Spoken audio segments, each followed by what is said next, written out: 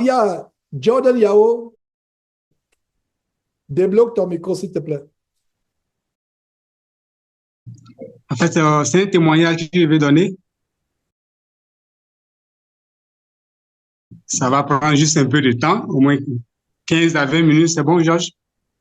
C'est bon. D'accord.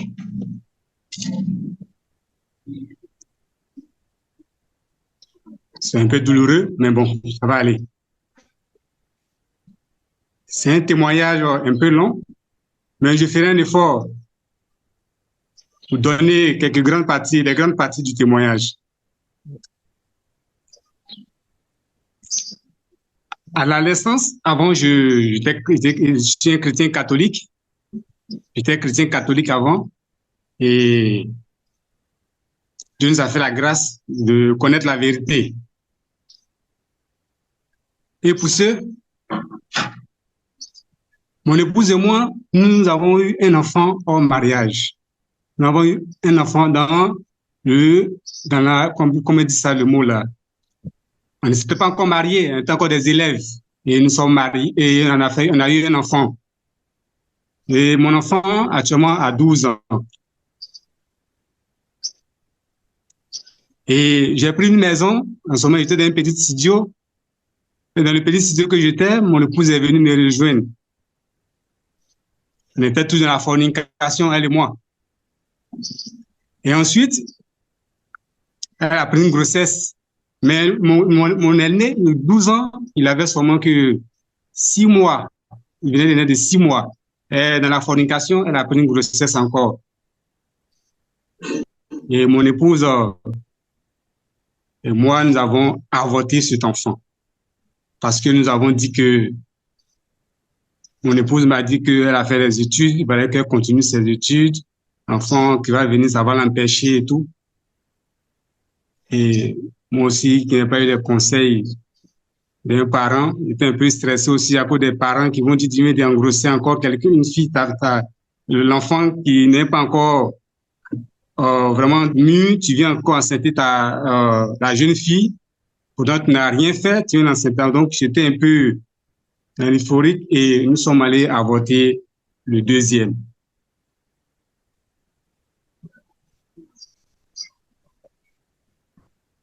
Notre souffrance va commencer en 2016.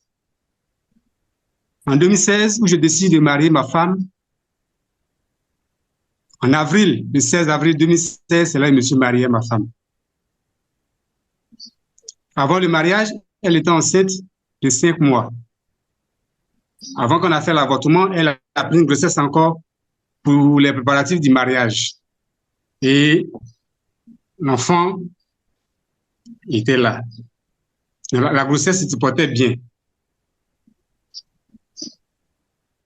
À une semaine du mariage, à 6 mois, la grossesse tombe.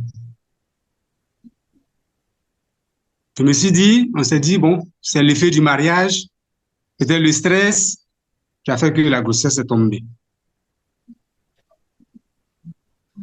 On l'a laissé. On a poursuivi encore elle et moi.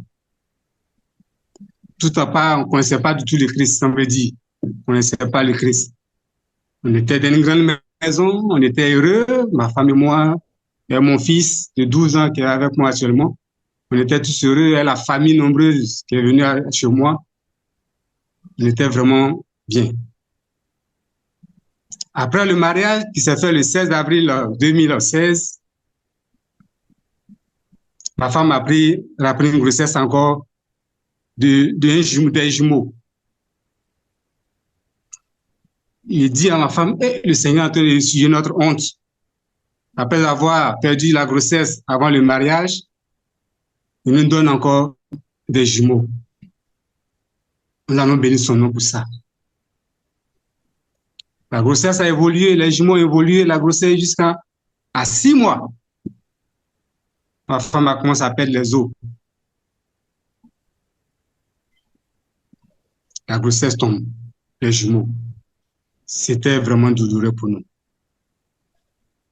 C'était douloureux pour nous. On a commencé à s'accuser l'un et l'autre.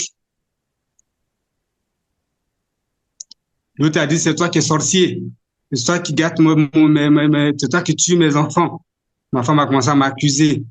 Parce que dans la nuit, avant que les grossesses ne tombent, elle sortait avec un mari de nuit. Mais ce mari de nuit prenait mon visage pour faire, pour faire les choses à mon épouse.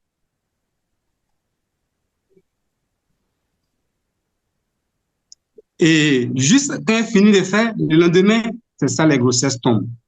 Je vous dis clairement, quand elle finit de faire dans la nuit, le lendemain, juste les complications s'enchaînent et la grossesse tombe. Et elle a commencé à m'accuser, à m'accuser. Je ne comprenais plus rien. Je ne lisais pas aussi la Bible. Je faisais seulement que des rosaires. J'ai vu Salut Marie qui ne finissent point. Je voyais des prêtres.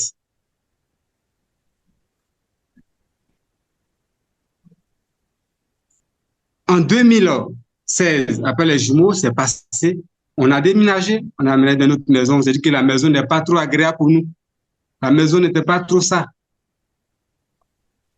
On est allé encore dans notre maison. Et cette fois-ci, mon épouse a pris encore une grossesse. Une grossesse qui va vraiment déchirer notre cœur. Qui va vraiment déchirer notre cœur. La grossesse allait jusqu'à 33 semaines. Dans la nuit,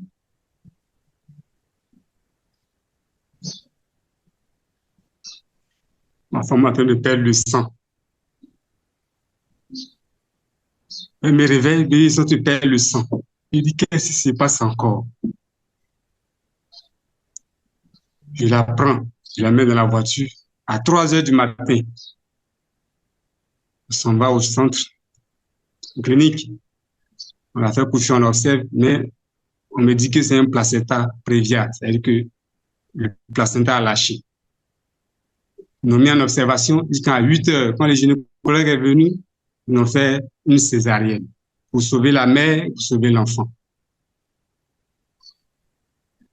Nous avons mis l'enfant sur couveuse pendant 3 jours.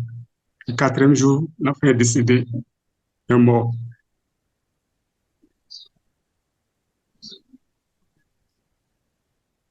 Ça nous a déchiré le cœur. Une famille qui vient d'être déchirée, qui vient d'être déchirée, qui ne voit pas son enfant dans cette douleur. Ils m'ont remis l'enfant pour aller l'enterrer.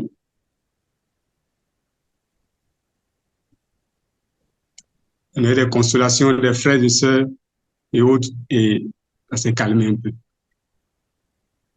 Et mon épouse a commencé à lire la parole de Dieu. Elle a commencé à se rapprocher de la parole de Dieu, de la Bible. Elle lisait la Bible tous les jours. Elle dit, ça, c'est pas normal. Mais les hommes, comme nous sommes toujours, on cherche autre chose au lieu de lire la parole de Dieu. Ma femme a commencé à se concentrer sur la parole de Dieu. Elle lisait la Bible tous les jours. Ma femme était comme une blanche avant. Une blanche, elle a connu ma femme comme si elle était blanche, comme ma femme se dépigmentait. Elle se dépigmentait, elle mettait des faux cheveux sur elle. Moi, pour moi, c'était une femme qui est née claire. Mais depuis qu'elle a commencé à lire la Bible, quand elle lit la Bible, qu'elle voit que le Seigneur dit, il ne faut pas faire ça, elle ne fait plus. Quand elle lit ça, elle dit, mais c'est pas ce qu'on me dit de faire. On dit, elle a commencé à enlever les faux cheveux. Elle a commencé à jeter les parfums. Elle a commencé à arrêter de se pommader. Elle a commencé à prendre son aspect noir. Elle a commencé à être la rusée du quartier. De son travail, elle travaillait, c'était un peu le nom, à l'hôtel Ivoire. On peut dire ça comme ça. À l'hôtel Ivoire d'Abidjan. Et là, on prend encore une grossesse encore. Et cette fois-ci, il dit, bon, puisque je suis au moins ici à trop de chèques, je vais t'envoyer chez mes parents. Là-bas, peut-être tu auras une protection. Je prends ma femme, je m'en vais à Bingerville avec ma femme pour rester là-bas. En temps, je restais avec mon fils de 12 ans à la maison. Ma femme était en famille chez mon papa. Ma femme est restée là-bas pendant le troisième mois de la grossesse jusqu'à 7 mois. À 7 mois de la grossesse, je suis au travail, elle m'appelle pour dire, ils sont en train de perdre des os encore. Il dit, qu'est-ce que j'ai fait au Seigneur? Qu'est-ce que j'ai fait au Seigneur?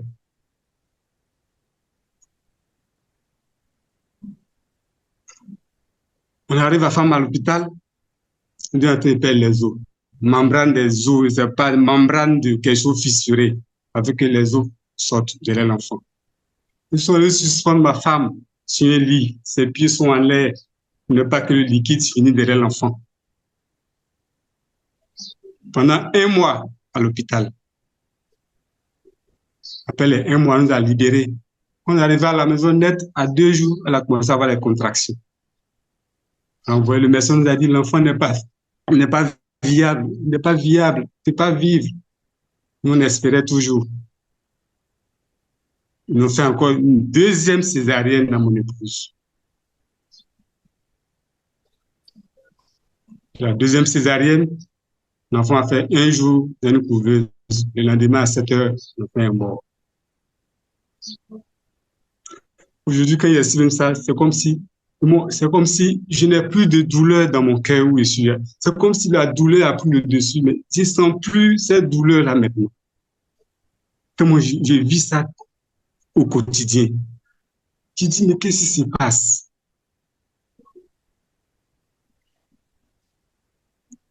Et dans la détresse, on a quitté l'église catholique. Nous sommes allés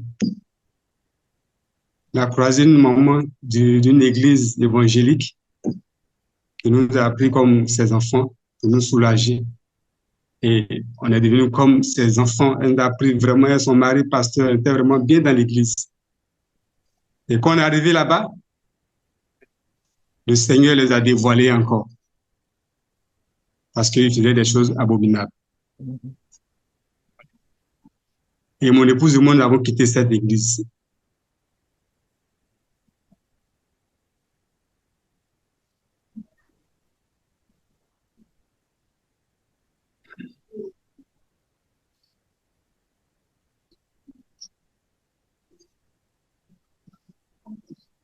Et quand nous avons quitté cette église,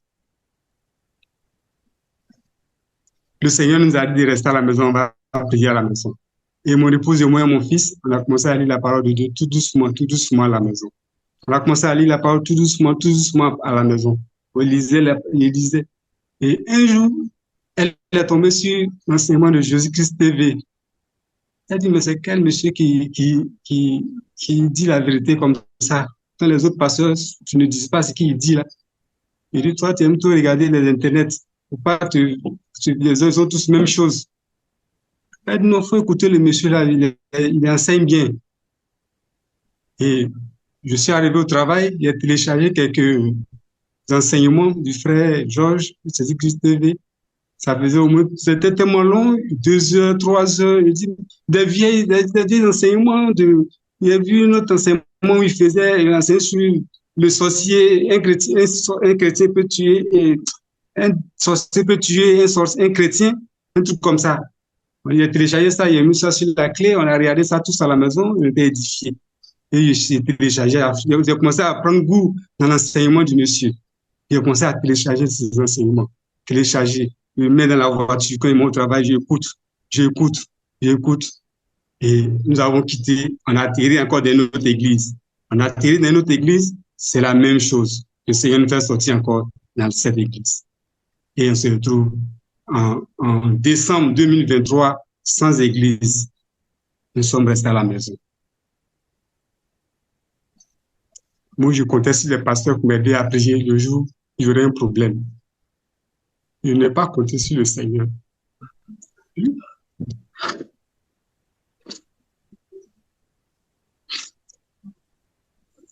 Je comptais sur les pasteurs pour prier pour moi. Le jour où ma femme va vivre encore cette souffrance.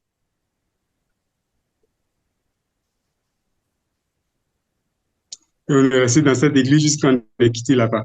En 2000, le 30 novembre 2023.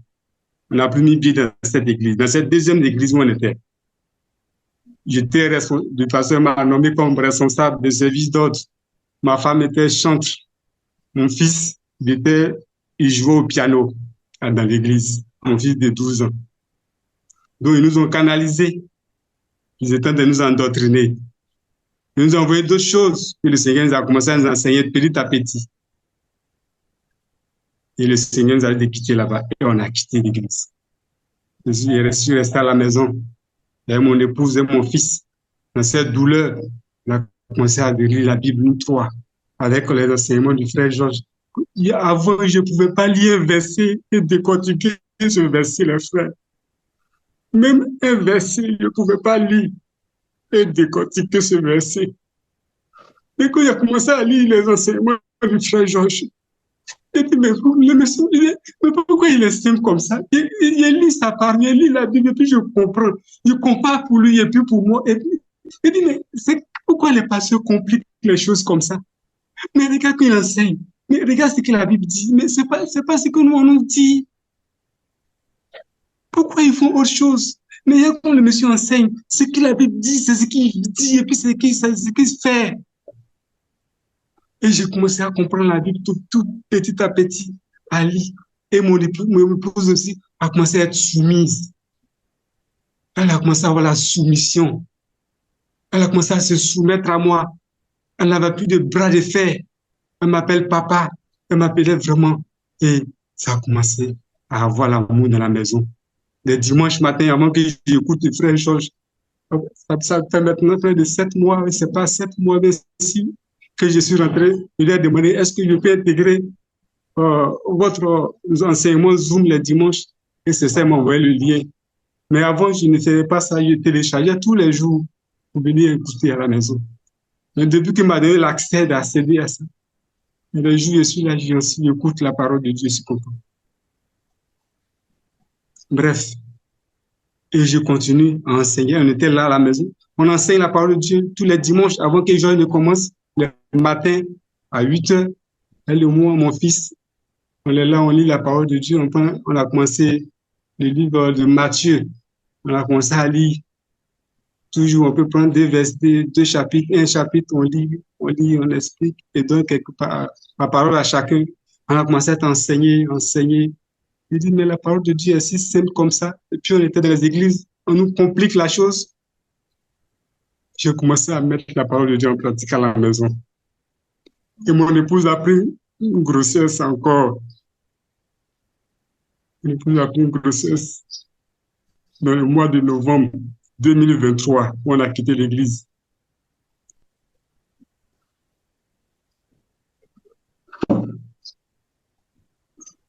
Je vais dire, ça fait maintenant 7 grossesses. 7, je ne sais pas. Plus, comment il y a beaucoup d'échecs. Il y a seulement qu'un qui est resté, qui est là, qui est le plus grand, qui a 12 ans actuellement. Et ce dernier-là, j'étais dans la voiture, j'écoutais le frère Georges, ses enseignements qu'il avait téléchargés sur les médecins gynécologues.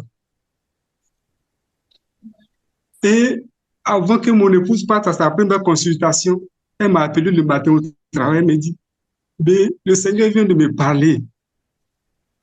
Il dit, mais t'as dit quoi? Il dit, non, elle dit, j'étais dans la chambre et j'ai dit, Seigneur, toi-même, j'ai pris moi-même mes propres décisions, je suis allé, c'est n'importe quel gynéco. Mais qu'est-ce que ta parole dit? Et le Seigneur va nous ramener la parole de Matthieu chapitre 5, le verset 25.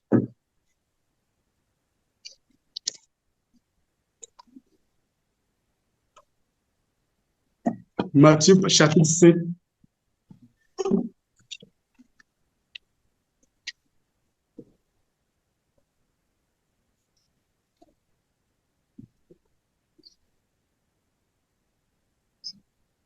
Vous savez, un instant.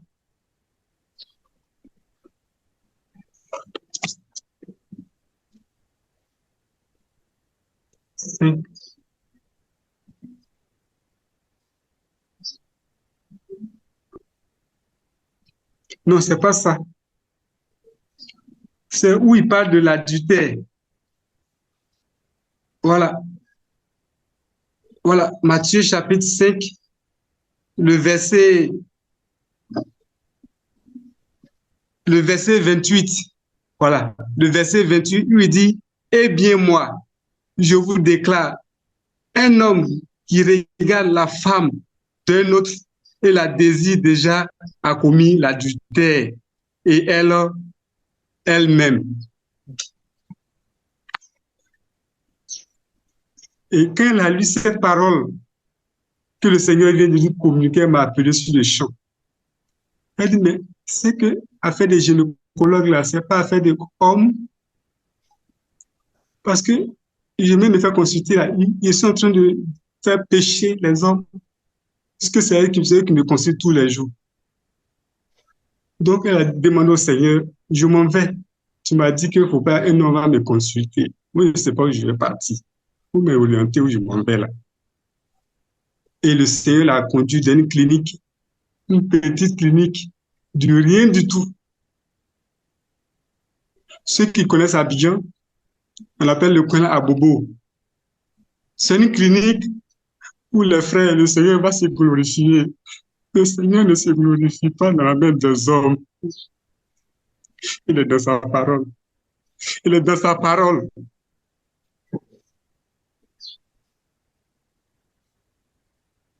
Le Seigneur, ma femme s'en va être une femme gynécologue. Et cette femme gynécologue, on ne savait pas, c'est elle qui a consulté ma femme dans la deuxième intervention de la césarienne. Et c'était le Seigneur encore vient la donner. Il dit croiser cette dame-là pour sa suite. Et la dame a commencé à suivre mon épouse jusqu'à ce que elle dit qu'on te fait un cerclage. Ils ont fait le cerclage à mon épouse. Ils ont fait le cerclage.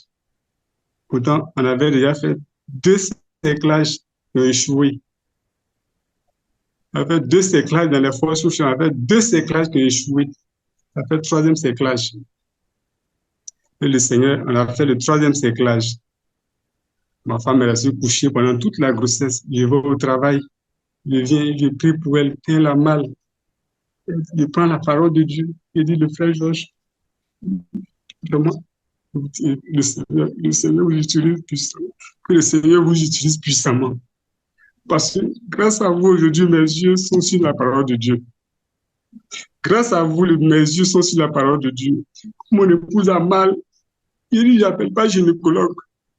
Je prends les versets, quelques versets que je connais, et je menace. Je menace là, je menace. Mon épouse dit, ça va. Jusqu'à ce que, avant-hier 31 juillet, le Seigneur vient de se glorifier en nous donnant une petite fille. Une petite fille. Le Seigneur vient de nous donner une petite fille. Si vous voulez, si je peux la présenter pour que vous voyez les miracles de Dieu, frère Georges. Je peux la présenter? Oui, vas-y, vas-y.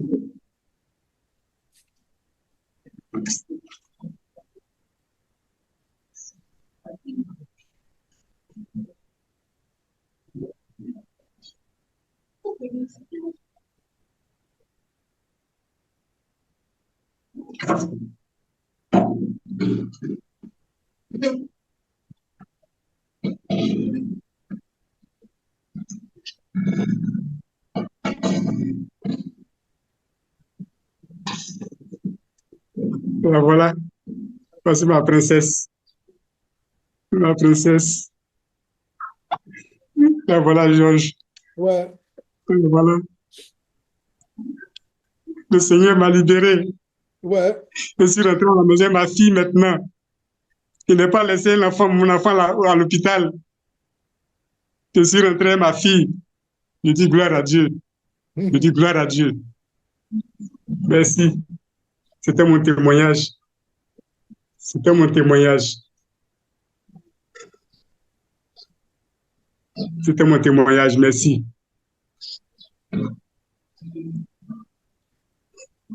J'ai fini. Ouais.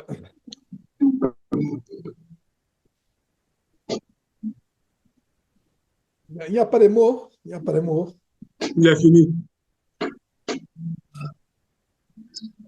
Et voilà, le Seigneur a fait il a fait. Il n'a pas travaillé avec un homme, c'est lui seul qui a fait.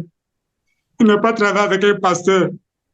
Il n'a pas travaillé avec un pasteur. Je ne suis pas de l'église. Je suis resté à la maison. Il m'a donné mon enfant. Il m'a donné mon enfant. C'est pas un pasteur qui a prié pour ma femme. C'est moi-même qui ai prié pour elle, la parole de Dieu. Aujourd'hui, voici ma fille. Voilà ma fille. Et elle est là, elle jubile de joie.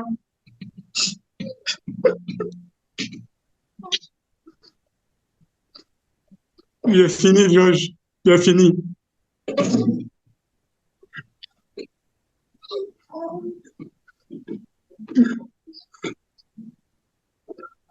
Il est fini. Ta bonté,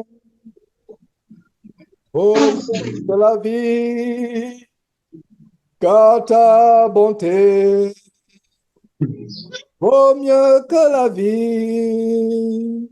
Mes lèvres célèbrent tes louanges, car ta bonté vaut mieux que la vie. Car ta bonté vaut mieux que la Vaut que vie. la vie. Car ta bonté vaut mieux que la vie. Mes lèvres célèbrent tes louanges, car ta bonté vaut mieux que la vie. J'élèverai les mains en ton nom.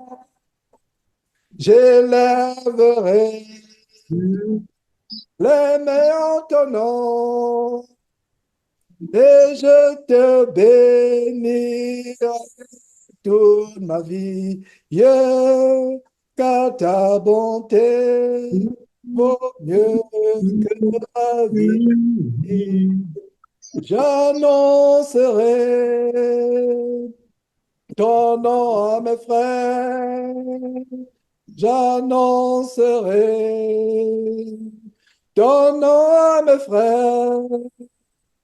Et je leur dirai que tu les aimes, car ta bonté vaut mieux que la vie.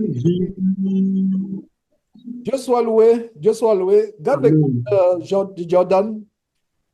Nous Oui. avons commencé cette réunion avec des larmes de douleur. Un frère qui nous a quittés, frappé par la mort. Et nous terminons cette réunion avec des larmes de joie, avec la vie. Comment s'appelle Amen. la petite merveille? Elle s'appelle Yahou Miensa. En baoulé, c'est dit la main de Dieu. Ouais. Yahou Miensa et ma princesse Emmanuela. Donc, elle s'appelle Emmanuela. Comment dire en baoulé, c'est comment? Emmanuela. Yahou Miensa Evelyne, ma princesse Emmanuela. Miesa, comment ça s'écrit? Yahou Ouais, Miesa, c'est comment? Miensa, ça s'écrit Ouais, ouais, ouais. M-I-E-N-2-S-A. Ok, Miesa Emmanuela, ok. C'est ça. Dieu soit loué et que Amen. Dieu vous réconforte. Pendant que tu Amen. parlais, j'ai parlé dans Oui, des cours pendant que j'enseignais. Vas-y, tu voulais dire quelque chose? oui, oui. Tu voulais dire quelque chose? Vas-y d'abord, je vais nous continuer dans les Écritures. Non, ça va, ça va. Vous pouvez partir. Ok. J'aimerais que tu lises à haute voix cette promesse de Joël. Ça, c'est une merveilleuse promesse pour toi et pour ton épouse et pour ta maison. D'accord. Dieu console, Dieu bénit. Vas-y.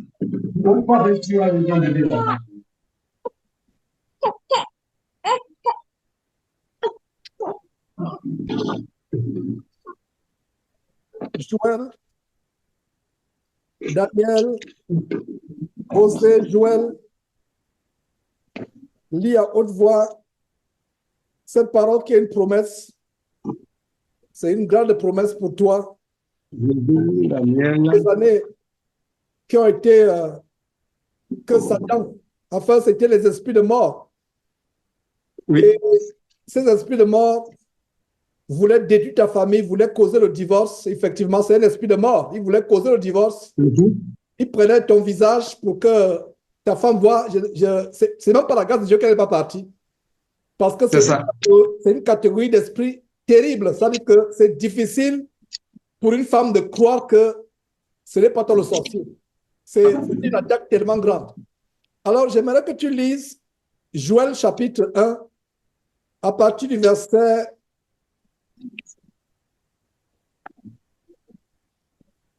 Lis à partir du verset 1 jusqu'au Oui. verset 4 à haute voix, s'il te plaît. D'accord. Ma Bible, c'est la version français courant. C'est pas grave, c'est pas grave. Lis. D'accord. Il lit la parole de Dieu. La parole que le Seigneur a communiquée à Joël, fils de Pétuel. Écoutez, vous les anciens, ouvrez vos oreilles, habitants de Juda. Semblable chose s'est-elle produite pendant votre vie ou du temps de vos ancêtres? Faites-en le récit de vos enfants. À vos enfants. Ils les répéteront à leurs propres enfants pour qu'ils les transmettent à la génération suivante. Ce que les chenilles laissent de la récolte est dévoré par les sauterelles. Ce que laissent les sauterelles est dévoré par les hennetons. Ce que laissent les hennetons est dévoré par les criquets. Je continue, c'est bon. Continue, jusqu'à ce que tu dises. Jusqu'à ce que tu dises. Réveillez-vous, les ivrognes, et pleurez. Lamentez-vous tous, les buveurs de vin, faute de raisin. Vous serez privés de vin nouveau. Une armée d'insectes envahit votre pays. Ils sont acharnés, innombrables, dévastateurs comme les dents du lion ou les crocs de la lionne. Ils ravagent vos vignes, nos vignes, détruisent complètement nos figuiers. Ok, arrête-toi un instant à ce niveau. Et ta version français courant a des détails que Louis II n'a pas, mais les deux versets s'accompagnent. En fait, ça nous montre un peu toute la dévastation qui est arrivée. Surtout le verset 6, car un peuple est venu fondre sur mon pays. Et le pays ici, c'est la maison. Et le peuple ici, c'est vraiment des ennemis. Dans le contexte où nous sommes aujourd'hui chrétiens, c'est les sorciers. Ils sont venus avec une dévastation. Et le verset 7 continue en disant, il a dévasté ma vie. La vie, c'est quoi? C'est la fertilité. C'est la vie, c'est un symbole de fertilité. Et pour une femme qui est stérile, ou une femme qui n'accouche pas, ou une femme qui a des fausses couches, comme c'était le cas année après année, jusqu'à, tu as parlé de 7 fois. En fait, nous avons un grand détail ici de la révélation de ce qui vous est arrivé. Et c'était un état de sorcellerie. Et ce n'est pas à nous de savoir d'où ça vient, ou je ne sais pas, les parents, etc. Ce n'est pas notre problème. Ça, c'est comme ça que les marabouts agissent. Mais nous savons seulement ce qu'il y a derrière. Ça veut dire que toute une armée de sorciers s'était déchaînée contre votre famille. Verset 7, dévasté la vigne. Il a mis en morceaux les figuiers. Il a dépouillé, abattu les rameaux de la vigne en blanchi. Et même le verset 8 parle, lamente-toi comme la vierge qui se levait d'un sac pour pleurer, etc., etc. Jusqu'au verset 10. Et maintenant, j'aimerais que tu vois maintenant ça, le contexte de la dévastation et les versets tels que la sauterelle, le gazam, etc., le gélec, qui parle de dévorer, etc. Ça, c'est un verset qui a trait à la sorcellerie. Et vous avez été attaqué pendant ces années par la sorcellerie. Vraiment, c'était la dévastation Pendant totale. 12 ans, 12 ans. Ouais, pendant 12 ans. Waouh, 12 12 ans. ans. Mon fils a 12 ans, mon aîné a 12 ans. Ouais. Et je parlais justement de la femme qui avait une perte de sang pendant 12 ans, comment Dieu, après 12 ans, l'a délivrée. Et ce qui est tellement grand dans le témoignage, tu ne t'es pas confié à un homme, tu ne t'es pas confié Non. au pasteur, tu t'es confié au grand médecin, au grand gynécologue, au grand, je ne sais pas, pédiatre, tous les noms qu'on peut lui donner, le Seigneur Jésus-Christ. Maintenant, C'est j'aimerais ça. que tu lises à haute voix un autre passage, toujours dans Joël, maintenant, Joël chapitre 2, à partir du verset 25. Et ayant vu le contexte, comment le diable, les démons dévastent, maintenant, j'aimerais que tu lises à partir du verset 23 au verset 25. D'accord. Et vous, les habitants de Sion, rayonnez de joie à cause du Seigneur votre Dieu. À l'automne, il vous envoie la pluie qui vous est nécessaire. Comme autrefois, il fait tomber les adverses d'automne Oui, et de printemps. pose un instant, s'il te plaît. Pause. Le verset 23 est tellement merveilleux. Et vous, enfants de Sion, c'est la maison de Dieu. C'est le peuple de Dieu, c'est l'église du Seigneur Jésus-Christ. C'est le corps de Christ. Et la Bible dit quoi? Et vous, enfants de Sion, soyez dans l'allégresse. On n'a pas commencé cette réunion avec allégresse aujourd'hui, avec douleur. Mais Dieu est merveilleux. Dieu ne pouvait pas permettre que nous continuions cette réunion. C'est même la première fois que je te vois connecté. Et Non? c'est pour la première fois, peut-être que tu es connecté avant, mais c'est la première fois que je te vois vraiment connecté. Ah oui, oui. Je n'avais jamais vu de Yahoo, Jordan Yahoo, c'est la première fois que je te vois connecté. Et donc, je suis vraiment dans la joie. Dieu, par ce qui vous arrivait, nous donne la consolation. Nous avons commencé par la mort, des larmes, parce qu'il y a eu un mort parmi nous, un mort dans le péché, et nous terminons par la vie. Et ma prière, c'est que c'est la vie, non seulement la vie sur terre, mais la vie éternelle. Et regardez le verset, nous tous qui sommes assemblés, le verset qui dit quoi? Et vous, enfants de Sion, soyez dans l'allégresse. Effectivement, on pousse des cris de joie. Réussissez-vous en l'éternel, votre Dieu, car il vous donnera la pluie en son temps. Au chapitre, on a vu la vie qui est un symbole de fertilité, qui est un symbole d'abondance. Et aujourd'hui, on voit aussi la pluie. La pluie, c'est la bénédiction. C'est comme la rosée, il a dit que Dieu fait tomber, pleuvoir sur les bons et sur les méchants. La pluie, c'est un symbole de bénédiction. Donc, après 12 ans de persévérance, il vous a donné la vie. Et la persévérance est passée par quoi? Par la repentance. Ça, c'est vraiment notre enseignement. Il a fallu que ta femme se repente de quelque chose de tellement grave, la désobéissance à son mari. Ton témoignage a tellement d'enseignements. Pour ceux qui ont suivi ton enseignement attentivement, et si vous n'avez pas attentivement suivi, si cette vidéo est publiée par la grâce de Dieu, allez encore suivre son témoignage une ou deux fois. Il y a des enseignements tellement grands, lui-même il ne se rend pas compte qu'il est en train d'enseigner, de donner des grands mystères dans son témoignage. Même sur le plan de la sorcellerie, sur le plan des attaques du domaine des ténèbres, sur le plan de comment Satan travaille, sur le plan de comment les clés de la repentance. Il y a beaucoup de femmes qui perdent les enfants. Il y a beaucoup de femmes qui sont victimes à la sorcellerie. Elles ne savent pas qu'elles sont la cause parce qu'elles ont les portes ouvertes. Une porte peut être la désobéissance au mari. Et elle-même s'est repentie. Et quand elle se repent, Dieu lui parle, Dieu lui révèle, Dieu lui montre que tu exposais ton intimité à des hommes. Et on voit, il y a les vidéos, il y a même un frère qui était gynécologue parmi nous, il s'est repenti, il a abandonné ce travail. Jordan, au cas où tu ne sais pas, c'est un frère qui est en Afrique du Sud. Il s'est joint à nous. Je suis, mais il y a Willis, c'est Willis Yao qui suivait depuis Jésus TV. C'est le même nom. Ok. Et même ce nom-là, je me rappelle. Voilà. Je ne me rappelle pas. Alors, donc, il y a un frère en Afrique du Sud qui était gynécologue, le frère Daniel Mutunda, et qui a décidé de renoncer à cette carrière. Et aujourd'hui, il continue à à chercher le travail. Il m'a écrit très tôt le matin en passant pour dire il doit prendre le coach.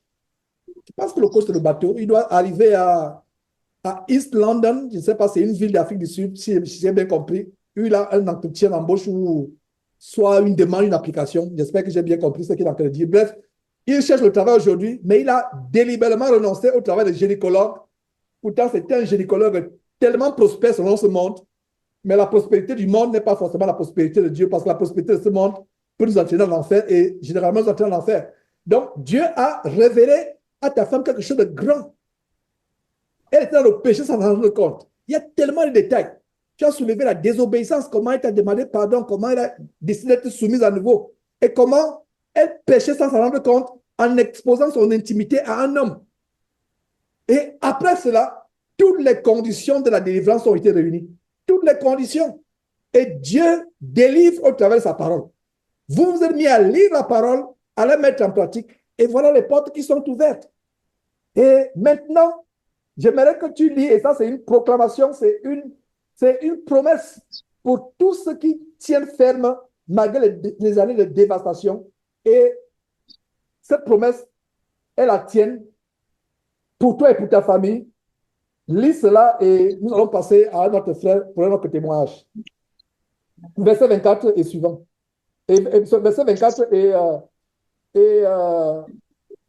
verset 24 à 26. 24 à 26. Ouais. Les glanges sont remplies de blé. Les cuves débordent de vin et d'huile. Oui, dit le Seigneur, je vous dédommage pour vous les récoltes dévorées par les chenilles, les sauterelles, les anétones et les criquets.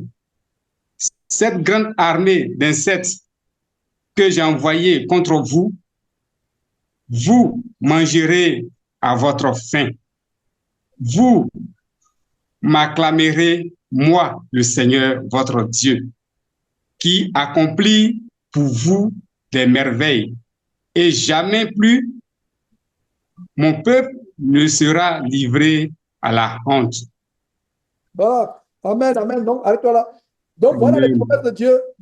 Et seul en Christ, du courage parce que tu seras fatigué d'accoucher. Tous ces enfants qui vont venir. Donc, prépare-toi seulement. Tu seras fatigué d'accoucher. Parce que la parole de Dieu, Dieu va remplacer cela. Donc, Dieu ne peut pas remplacer cela sans te donner la force. Donc, tu n'as même pas besoin d'être... Rends seulement grâce à Dieu. Donc, rends grâce à Dieu. Ça me rappelle Job. Tous les enfants de Job ont été tués. Et Dieu a donné les mêmes enfants d'une autre manière. Il n'est pas dit que Job a divorcé sa femme pour épouser une jeune femme ou qu'il est devenu polygame. Non, c'était la même femme. Pourtant, qu'il lui avait dit de maudire Dieu et de mourir. Donc, à travers l'intégrité de Job, Dieu l'a rétabli. Et Dieu restaure votre famille. Et il y a quelque chose qui est dans ce verset. Je vais relire la version française, la version Louis II. Et si vous pouvez avoir la Bible Louis II pour qu'on soit en accord quand nous lisons. Mais sinon, ça ne veut dire pas que cette version est mauvaise, non. C'est bien d'avoir plusieurs versions qui sont complémentaires. Alors, le verset dit quoi? Verset 24, les airs se rempliront de blé et les cuves regorgeront d'huile et de mou. Et c'est le symbole d'abondance et de bénédiction. Je remplacerai. Le verset 25 dit quoi? Je vous remplacerai.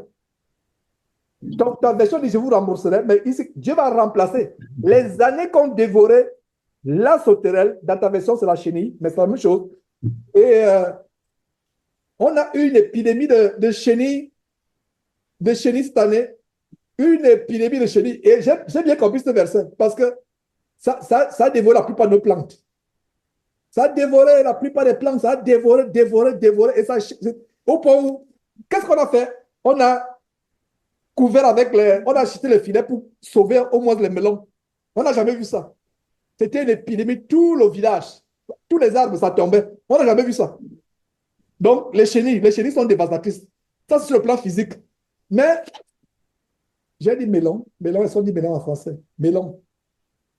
Je ne sais pas comment, enfin bref. J'espère que je ne dis pas quelque chose qui n'est pas correct. Bien des fois, je suis confus, j'utilise un mot Euh, voilà, watermelon, c'est ce que je voulais dire. Je voulais dire watermelon, je ne sais pas comment dire en français encore watermelon. Donc voilà, donc on a été obligé d'avoir des filets pour couvrir, pour que les plantes ne soient pas dévorées.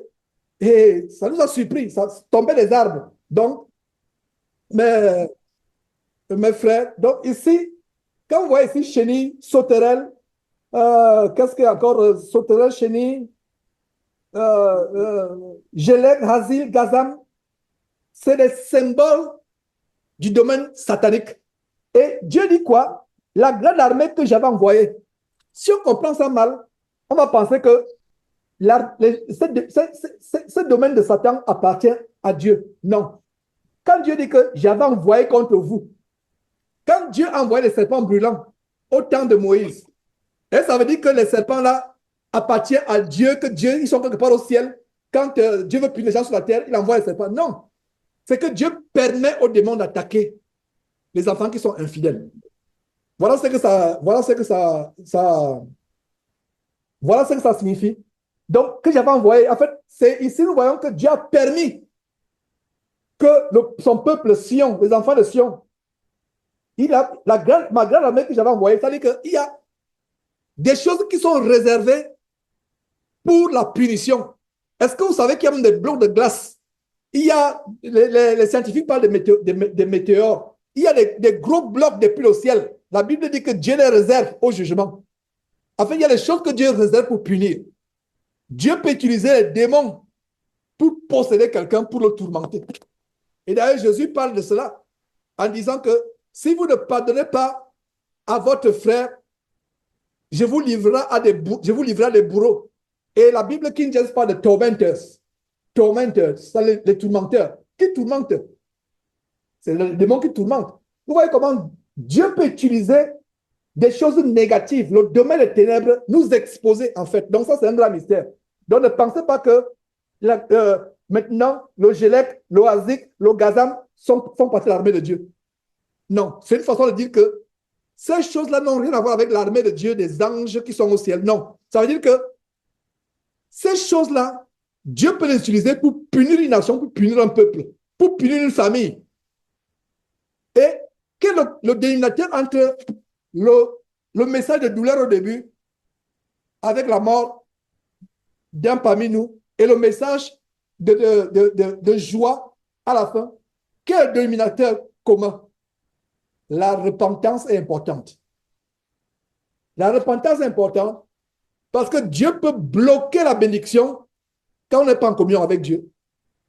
Et Dieu peut envoyer l'esprit de mort, permettre qu'on soit attaqué. Et donc, voilà ta promesse, frère. Courage à ton épouse, bon rétablissement. Et bon rétablissement, ça fait plaisir de savoir qu'il y a un frère qui tient. Il tient en Côte d'Ivoire qui est ferme parce que l'histoire de Côte d'Ivoire, c'est une histoire pour moi de découragement. C'est une histoire, c'est une église qui était, je dirais même pire que celle de Corinthe. Toutes sortes d'églises, les anciens dans la fornication. Au point où je leur ai dit, je ne peux plus m'associer avec vous. Vous êtes libre de continuer à vous associer, à vous communier là-bas, mais je me retire. Donc, je me suis dissocié des frères de Côte d'Ivoire au point où je ne peux pas dire qu'on a vraiment des frères en Côte d'Ivoire. Je ne peux pas dire que j'ai un seul frère en Côte d'Ivoire au moment où je vous parle. Je ne peux pas dire que j'ai un frère qui tient ferme en Côte d'Ivoire. Non, je n'en ai pas. Et savoir que vraiment, et ton témoignage montre un témoignage vraiment de fermeté, comment vous avez tenu seul. Vous n'avez pas une église dans votre maison. Ta femme et toi, elle a commencé à lire la Bible.